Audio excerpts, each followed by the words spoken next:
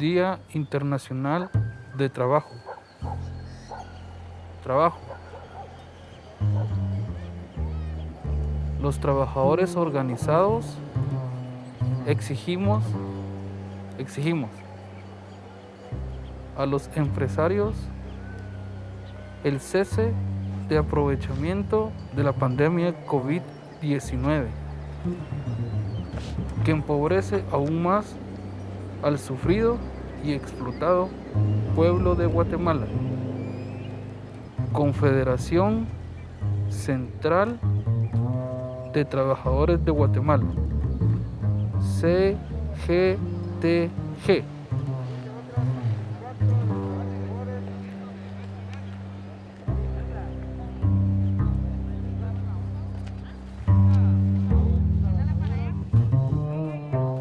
Miles de trabajadores no están en los puestos de trabajo. ¿Qué quiere decir eso? Que los trabajadores son lo más importante, porque sin la fuerza de trabajo no hay producción, no hay bienes y no hay servicios. Los trabajadores... Hay un régimen que está aliado al sector económico del país y por lo tanto desempleo, falta de salario y una negligencia de las autoridades frente a este fenómeno que le afecta a toda la clase trabajadora del país. Así que, señor presidente, tenga la valentía de poderse poner del lado de la clase obrera, de las mujeres que día con día salimos a buscar el sustento de nuestra familia. Hoy rendimos homenaje a los miles de trabajadores y trabajadoras víctimas del terrorismo de Estado.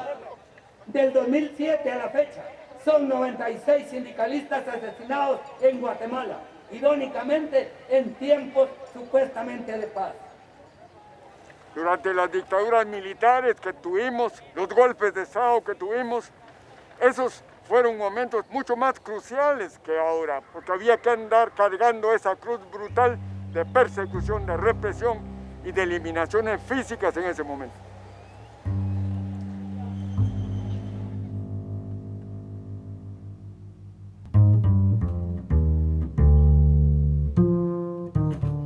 Entonces, la primera vez que vine aquí al Palacio Nacional fue esa época que está organizado el Frente Unido Estudiantil de Guatemala, el Fuego. Fuimos a una huelga, llegó la policía, los militares de esa época y nos metieron a la cárcel. Eso a partir de la década del 60. El inicio de mi lucha sindical, que desde esa fecha no ha culminado.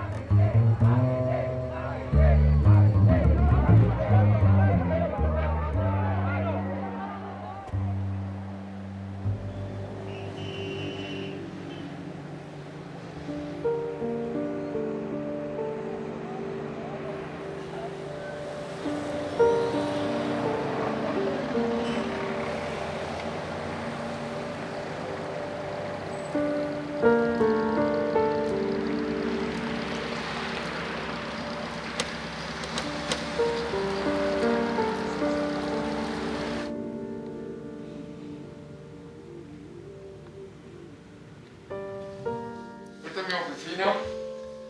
Aquí hago todo el trabajo diario, parte de él.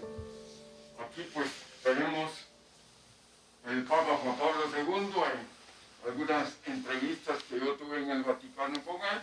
Y este pues también son dos placas, una de la CGTG y otra de la CLAC, donde dice por la paz, fruto de la justicia social. Esta es la oficina del secretario general de la CGTG. Buenos días. Buenos días, Pepe. En el 2002 yo llego a la CGTG y cuando vengo acá me indignó ver tanta violación de los trabajadores campesinos, transportistas, de la economía informal, de las municipalidades.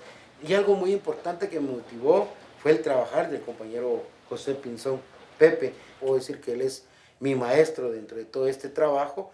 Es como hoy día estoy sirviendo dentro de la Confederación Central sin imaginarme nunca poder llegar a ser secretario general de la CGTG, en el cual hoy día no debemos dejar la lucha de seguir en la defensa por la clase trabajadora. Yo soy hijo de un campesino. Nací en una aldea de Santa Cruz Balanyá que se llama Chimanzati. Nosotros ahí en la aldea, la ventaja que de parte mía se tuvo era que mi padre fue militar y además él tenía ahí una herencia de mi abuelo.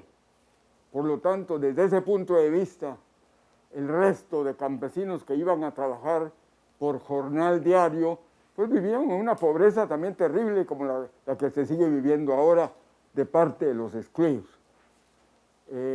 Fue una época terrible, sin embargo, logré graduarme en 1961 de maestro, fue donde me salió una plaza de maestro para el parcelamiento Santa Isabel del puerto de San José.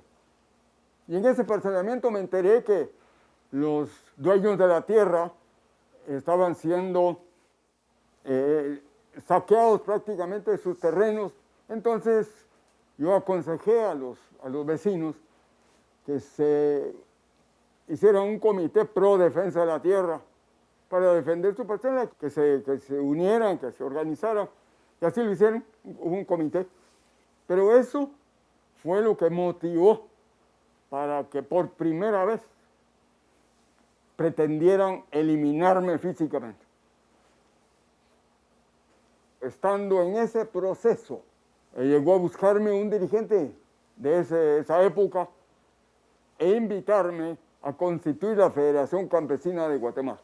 Se buscaba a los dirigentes de los comités pro mejoramiento y a ellos les hablábamos de la importancia de organizarse en una liga campesina. Ahí no le llamábamos sindicatos.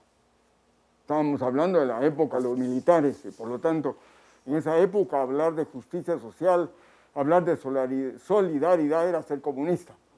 Imposible poder organizar en ese momento a los campesinos en sindicatos. Hay que saber que el gran porcentaje de la tierra está en menos manos. Son los grandes terratenientes que hay y los pequeños siguen siendo los campesinos que desde esa época vienen sufriendo hasta este momento.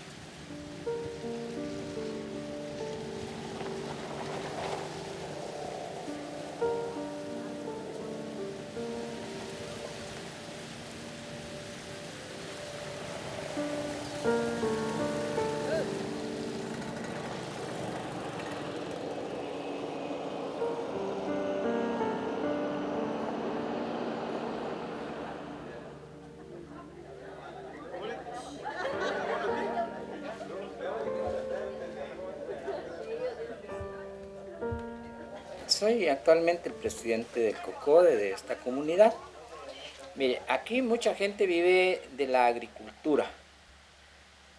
Arrendan 1 a 3 manzanas de tierra, pero mucha gente pobre. Y le puedo decir que hoy todo es caña. Ya no hay tierras para cultivar. El rico lo tiene acaparado todo. Actualmente se van a trabajar a las fincas, pero sin recibir ninguna prestación. Le dan trabajo, si mucho le dan 3 meses, y ahí afuera. Y han aumentado el trabajo, la cantidad de trabajo. Y el sueldo, gacho, no tienen buen sueldo. Y siempre con los malos tratos. Da lástima ver a un pobre joven expuesto a que la sangre se envenena. Y muchos se les seca el riñón. No estamos lejos, entre la vida y la muerte está un cuñado mío. trabajó muchos años preparando el veneno, ahora él arruinado de los riñones. Ahí en la finca deberían de tener su médico ahí. Aquí no hay de esto. Que se vaya a su casa a morir y lo quieren puntual para mañana otra vez nuevamente presente. Si no llega, afuera de una vez. Entonces, ¿cómo estamos? No es explotación al ser humano esto. Eso es demasiado. Se supone que los empresarios dan sus informes que el trabajador tiene sus beneficios como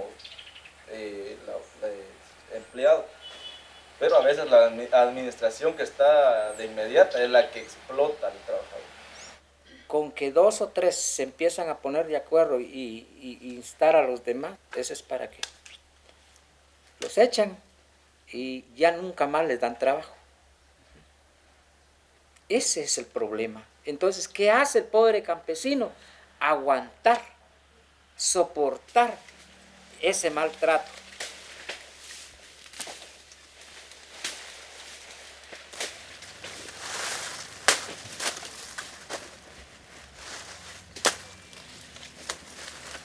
Nadie aquí en la actualidad se atreve a levantar la mano ni la voz por el simple hecho de que si no lo matan, lo encarcelan.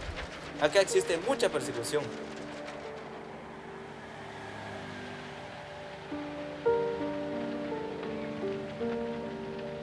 Con el rico es imposible. El rico viene solo a perjudicar a la gente pobre, a aprovecharse de ella.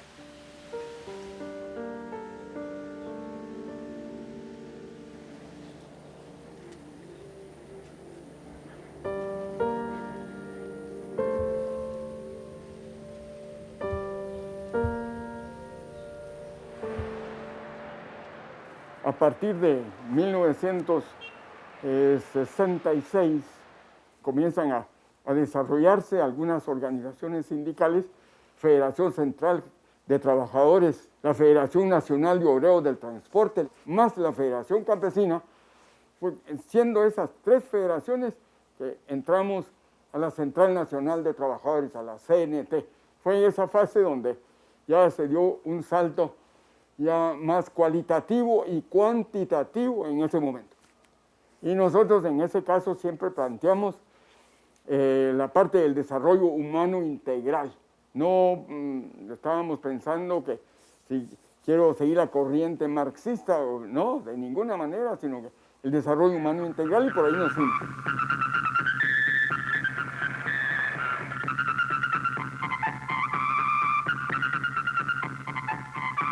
La huelga de los mineros hizo una suerte de unidad de acción con el movimiento campesino para llegar al centro de la ciudad. La organización popular ha dado muestra de su capacidad de decisión histórica con la marcha hacia la capital de los mineros de Ixtahuacán en julio de 1977 y recientemente con la huelga de más de 70.000 campesinos que paralizaron la exportación de productos agrícolas del país, en busca de mejoras salariales y como respuesta a la violencia institucional. Fueron etapas valiosísimas del movimiento sindical y por lo tanto entonces vino la represión. Algunos de nosotros pues nunca dábamos la dirección donde vivíamos porque sabíamos que si dábamos la dirección nuestra familia era la que iba a sufrir las consecuencias. Fue una especie de dictadura social brutal. Y aquí venía a dar seminarios para las organizaciones o los afiliados de los sindicatos de en ese momento de la CNT hasta llegar naturalmente al 21 de junio de 1980. Y ese día teníamos una reunión de comité ejecutivo cuando iba para la central a llegar a la Quinta Calle y Novena Avenida, el de Economía Informal, el vendedor, me sugirió no seguir. Acaban de entrar los Broncos, me dijo. Broncos era la marca de los vehículos que utilizaba en esa época la policía judicial. Ellos entraron, rompieron las puertas de la sede de la CNT, y llegaron a capturar a todos los que estaban, que fueron 27 compañeros. Nunca aparecieron, 27 compañeros. Ahí fue donde se cerró esa etapa maravillosa que hubo del movimiento sindical en ese momento.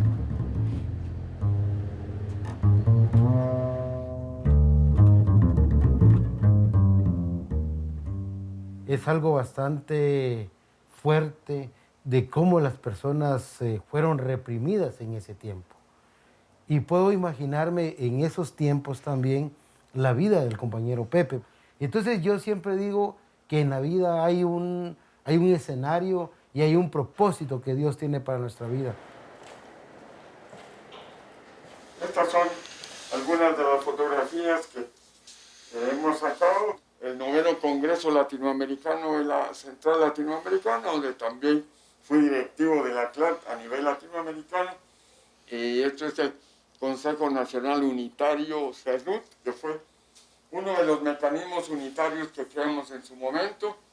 Y estas pues son algunas de las fotos de las movilizaciones no a la privatización, CGTG presente, de 1987 hasta el año 2012, 25 años yo fui secretario general de la CGTG. Y en ese marco logramos ir consolidando los diversos sectores. No fue nada fácil. El neoliberalismo pues se fue fortaleciendo hasta llegar a lo que ahora es.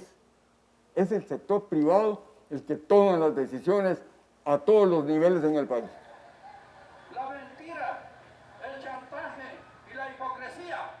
Las empresas no respetan el derecho laboral de los trabajadores. Entonces, continuamos denunciando, haciendo las denuncias a la Comisión de Encuestas de la OIT, en el Ministerio Público, están puestas en el Ministerio de Trabajo, están en los juzgados. Nosotros hemos dicho, si en el país todo mejorara, nosotros no tuviéramos nada que denunciar. Pero eso no es lo que está pasando. El claro ejemplo también es los compañeros de Coamoas. Ellos están sufriendo una violación, la empresa se declaró en quiebra, que no pagan el seguro social, bono 14 como lo establece la ley. En medio de esta pandemia, los trabajadores al final lo que quieren son respuestas.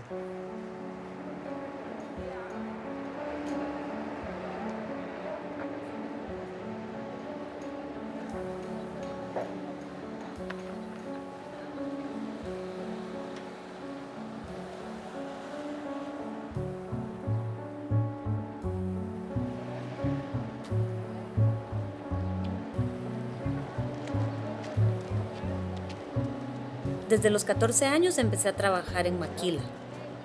Anteriormente se trabajaba más, salíamos tarde a las 9, 10, pero sí, ganábamos poquito y no nos pagaban las horas extras.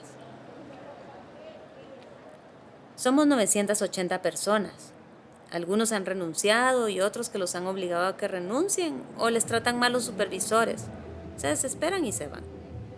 Como tienen que sacar su meta, entonces les cuesta ir a tomar agua, les cuesta ir al baño. Lo humillan bastante a uno, ahí adentro. Ahí hay meta, hora por hora.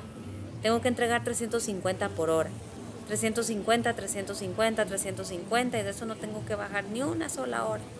Si yo bajo una sola hora, unas cuantas piezas, me suspenden el sueldo.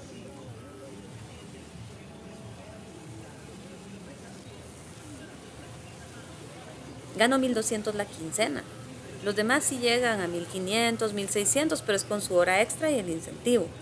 Pero así como yo, que soy dirigente sindical, yo estoy castigada sin el incentivo y estoy castigada sin horas extras cuando hay. Los patronos le meten miedo a las personas para que no se afilien al sindicato.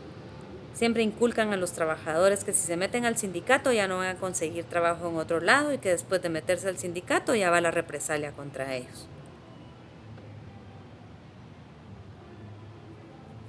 Una vez protesté y tuve un altercado con el supervisor.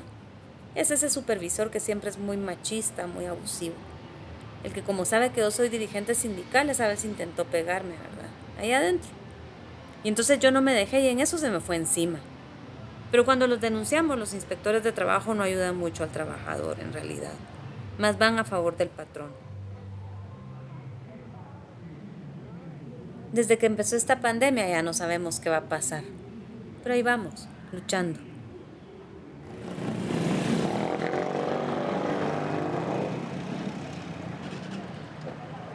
Sí, nosotros como sindicato pues en ningún momento estamos de acuerdo que estemos trabajando cuando la situación se ha empeorado en nuestro país. Hemos hablado con nuestro patrono diciéndole que nosotros no queremos trabajar, sino queremos estar en nuestras casas pues para no infectarnos. Pero el patrono no quiere nada, es cerrado y no quiere acatar las órdenes que ha girado el gobierno. Claramente lo ha dicho el gobierno de la República, de que no quiere reuniones más de 100 personas, pero aquí no hay 100 personas, sino hay casi 1000 personas, 980 personas, en las cuales hay mucho roce el uno con el otro. Dios no lo quiera, pero con alguien que venga contaminado va a contagiar a las 980 personas. Es más, el protocolo que dijo el gobierno que se respetaran en lo que es mascarillas, alcohol, jabón, gel, todo eso no hay. Entonces nosotros lo que hemos pedido como sindicato es que nos den un par de días de descanso, pero no lo quieren dar. No hay aquella cuestión de hacerles un hisopado si el trabajador está infectado o no está. Hoy podemos darnos cuenta, no solamente el caso de Coamodas, hay cuánto en general, cuántas maquilas. Es una carnicería de muerte de trabajadores en medio de esta pandemia.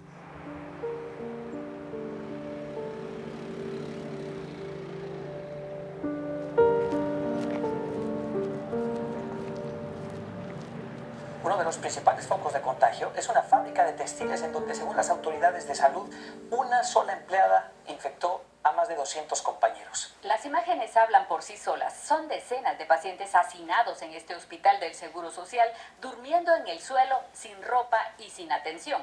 La Procuraduría de los Derechos Humanos grabó las imágenes y asegura que el 70% son empleados de una maquila infectados con COVID-19. Según las autoridades, todo comenzó con un caso positivo de coronavirus, pero la maquila continuó trabajando y el brote avanzó rápidamente.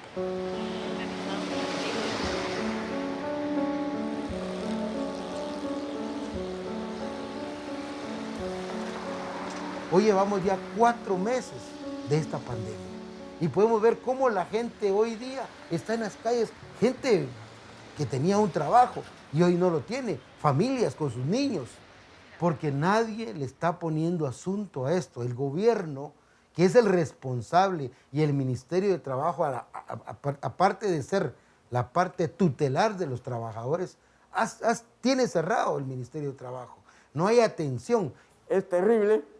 Terrible el desafío que hay dentro del movimiento sindical.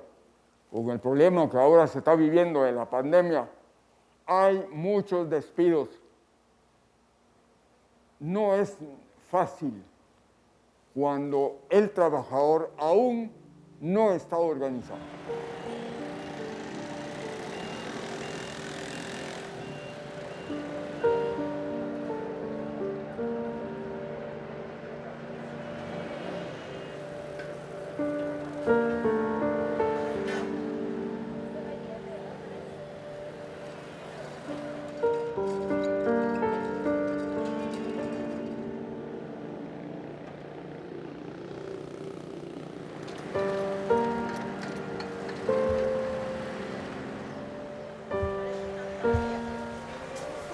Dame las cajas de madera, Mónica. Yo me integré a la economía informal hace 20 años. Aquí ya vemos 40 lugares, somos 40 familias, 300 personas entre las 40 familias que dependemos de la economía informal y que también no es mucha la ganancia que nos queda, pero por lo menos va saliendo para la comida, ¿verdad? Que no es ni el salario mínimo. En el tiempo que nosotros hemos estado aquí, hemos sido acosados por las autoridades municipales y entonces vinieron a querer desalojarnos, ¿verdad? Y nosotros no hallábamos qué hacer porque nos quitan la venta, ya no tenemos cómo comer, ¿verdad? Entonces por eso fue que nos reorganizamos y nosotros entramos a un sindicato. Entonces nosotros con el sindicato, pues más o menos nos sentimos seguros, porque no tan fácilmente nos vienen otra vez a querer desalojar, porque a ellos sí los oyen, a nosotros no nos han oído nunca.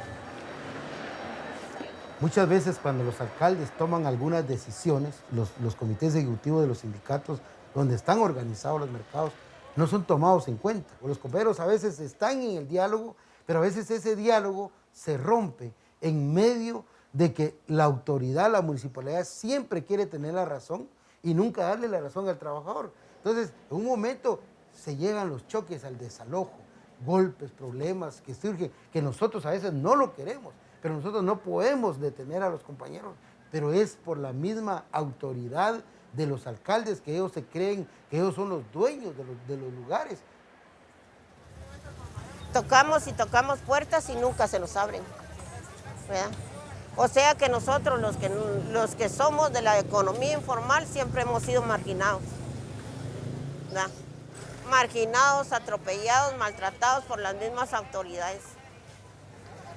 Soy una mujer de 68 años y hasta desde que empezó la pandemia jamás me han ayudado con nada. Y hemos sufrido tanto aquí que nosotros ahora ya no sabemos ni qué hacer. Y nosotros quisiéramos, como dice, quédate en casa, pero no le preguntan a uno si uno tiene que comer o no, ¿verdad? Entonces la necesidad nos hace a nosotros salir a la calle con el riesgo de infectarnos.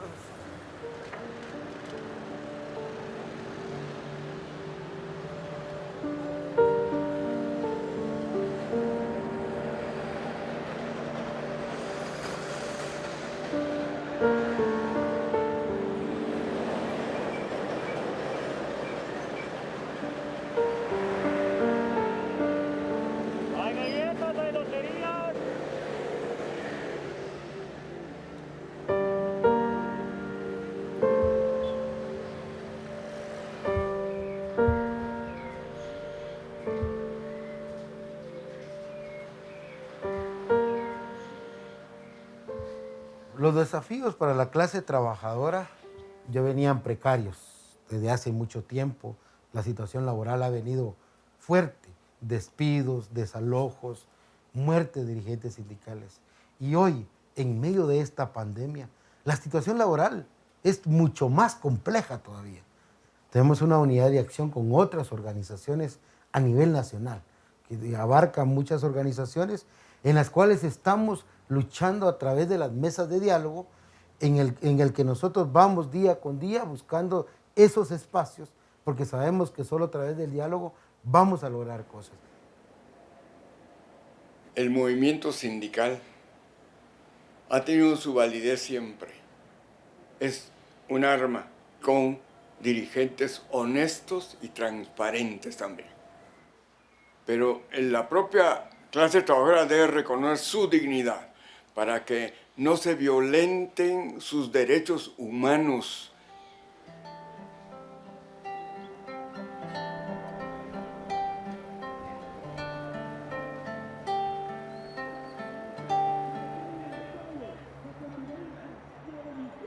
El gobierno, a través del Ministerio de Trabajo, emitiendo una norma que permite la suspensión de contratos de trabajo mientras dure la pandemia. Dotar de equipos y materiales de seguridad personal contra el coronavirus a todo el personal de salud. Así que, pueblo de Guatemala, es momento de levantarnos. Hoy nosotros estamos acá para hablar por aquella gente que no puede hablar, por aquella gente que está sacando su banderita, su bandera blanca porque ya no tiene que comer. Por ello hoy estamos acá. Entrevístenos. Las banderas blancas es un símbolo de la miseria y la pobreza que hoy están viviendo mucho más fuerte el sector de economía informal. La dictadura a favor del poder económico del país se mantiene. Por lo tanto, la lucha la seguiremos dando, porque no hay de otra. Unido jamás será vencido. El pueblo unido jamás será vencido. El pueblo unido jamás será vencido. ¡Que viva el 1 de mayo! ¡Que viva! ¡Que viva la clase trabajadora!